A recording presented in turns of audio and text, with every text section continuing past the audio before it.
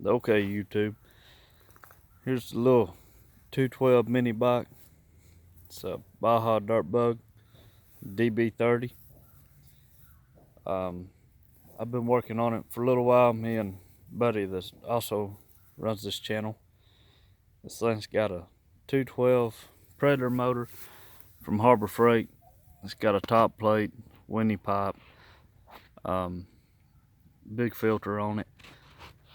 Got a small cam in it, billet flywheel. Had to mod a gas tank on it. Brake cable, throttle cable, built a chain guard.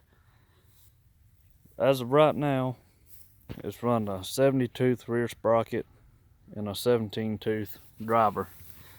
That's a bully clutch, and we're getting right at 52 miles an hour with it right now. But we're fixing to drop to a 60 rear and a 12-tooth driver, and then we'll see what kind of numbers it produces. But if we can get it started up right here.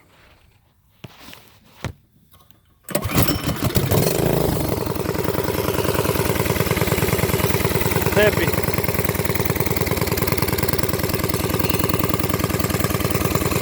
Peppy little motor.